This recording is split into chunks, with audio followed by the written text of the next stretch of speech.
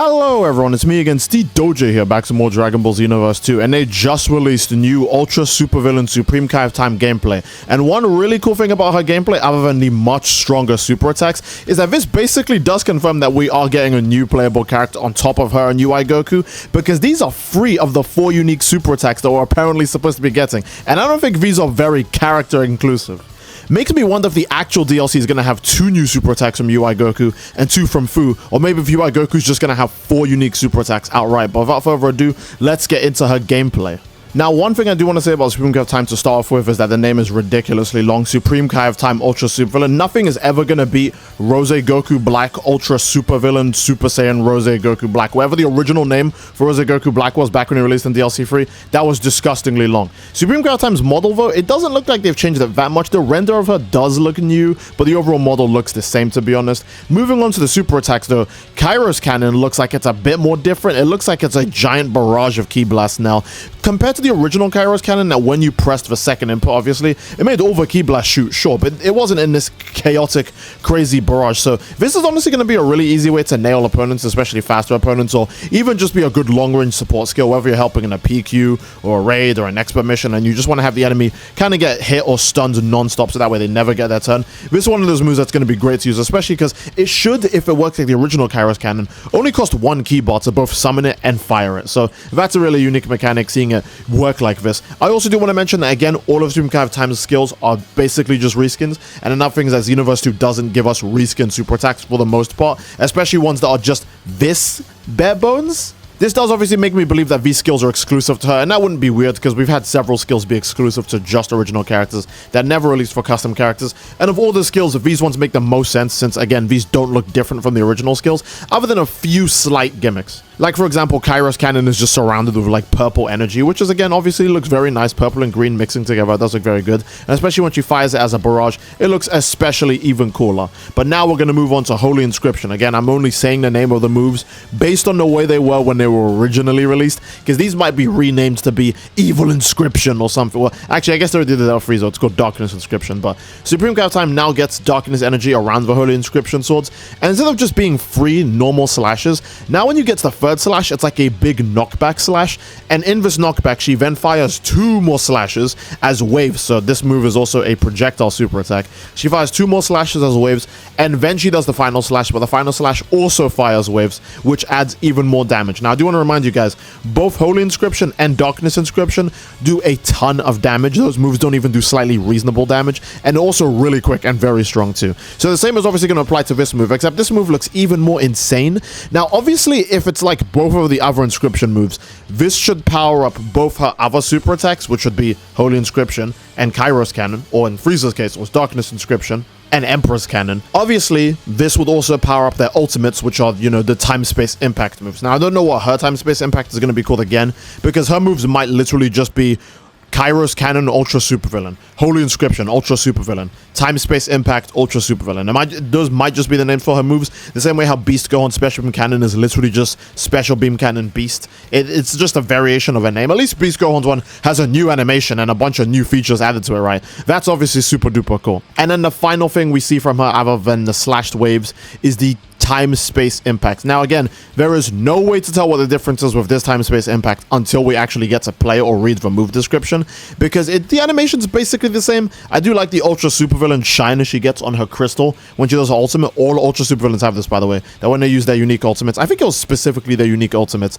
they get the flash of, you know, the crystal like shining power through them. And then obviously she does the thing where she stops you with the time stop, and when that connects, then she combines the energy blast together and fires the blast together. Now, one thing that's very important to note with this is, again, other than the fact that we don't know what this does, because we literally don't see what it does other than it being the exact same as the regular skill, they don't show Godly Kronos Cannon. So either Godly Kronos Cannon is being purposely withheld from us. I do want to remind you guys, there are tons of times where there's new moves inside the DLC, and they literally just don't show them in the trailers because they want you to discover them, you know, in the DLC as a big surprise. Maybe Godly Kronos Cannon is the exact same, or maybe it's been revamped completely, but it didn't have, I don't know, they didn't have time to fit it in their small mini trailer. They didn't want to show 2 ultimates in a trailer, because normally most characters don't have 2 unique ultimates, but Supreme Cav Time is. She's one of those characters with 2 unique ultimates, and they didn't even show Godly Chronos Cannon, which is a great ultimate, by the way. People use that a lot.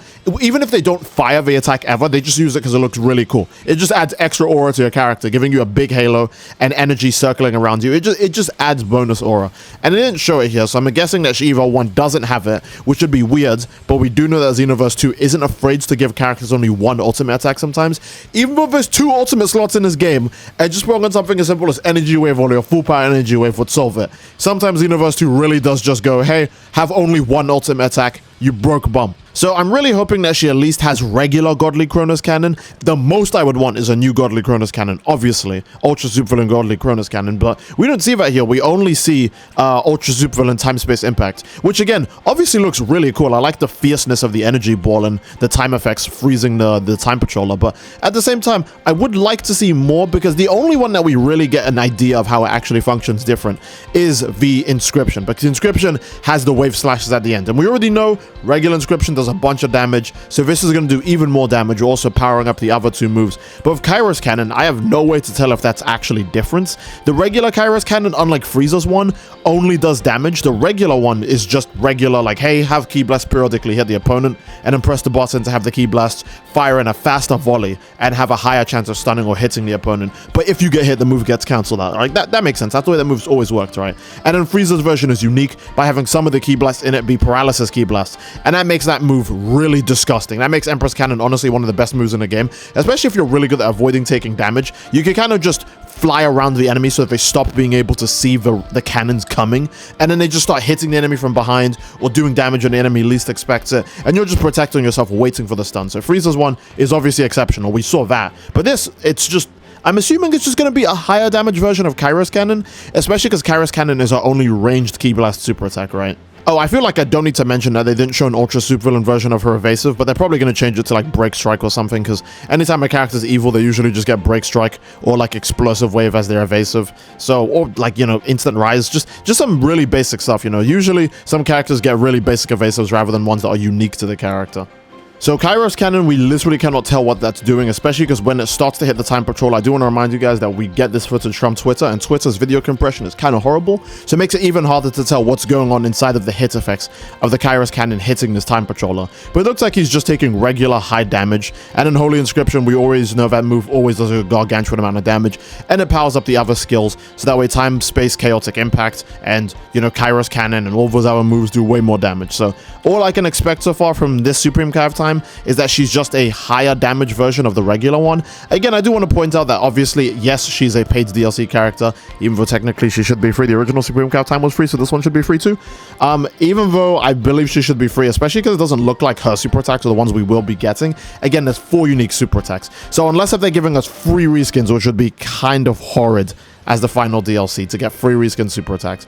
Unless we're getting free reskin super attacks and Ultra Instinct Goku only gets 1 unique super attack, which again would be disgusting. I think that this basically kind of confirms that Fu's going to be playable, because it makes more sense that UI Goku gets 1 unique super attack, 1 unique ultimate. I do want to remind you guys that UI Goku also has a bunch of unique skills already on him, and he keeps getting new skills as the game comes out. He got Divine Kamehameha, he got Soaring Fist, he's got Surging Spirit, he's got a Spirit Pulse, he's got Celestial Wave, he's got Sign of Awakening, he's got Godly Display. He's had a bunch of new moves get added to him periodically over the course of Xenoverse's history. So it makes a lot of sense that he obviously would get, like, you know, only barely that much more unique skills. If anything, I was actually shocked that Supreme Cav Time would even get new skills. Even though they're reskins, I was shocked that she would get new skills in general, because her skill set is also very unique. Fu, on the other hand, his are unique, but they're a bit more basic, so I'm hoping to see some changes for him, or I'm hoping to see him be playable at least. But I think that's a solid place to end the video, guys. I do hope you guys enjoyed the video, and if you enjoyed the video, then obviously, again, please leave a like on the video. Don't forget to subscribe, as it greatly supports the channel. Leave a comment down below as to what you think all of this means, because I do believe that we're going to get Fu playable. unplayable, because again, she's taking up 3 of the paid DLC super attacks, which would be a massive insult considering they're just kind of reskins for the most part, and we usually don't get Okay, here's a great example. We never got the super attack version of Final Flash. We never got full power Jiren's different power impacts, right? I want to remind you, full power Jiren has a different power impact from regular Jiren, because he doesn't do a big, silly, goofy animation of crossing his arms, and his version actually does massive damage. It's literally a different super attack. We don't get the reskin versions or the rebalanced versions of these super attacks ever, so it'd be really weird if we got this one, and honestly, quite the insult to me personally. But again, you guys let me know what you think in the comment section down below, and I think that's all a place to end the video. Again, I do love you all. I hope you all enjoyed, and I will see you fellas all next time. Take care, and peace. Bye-bye.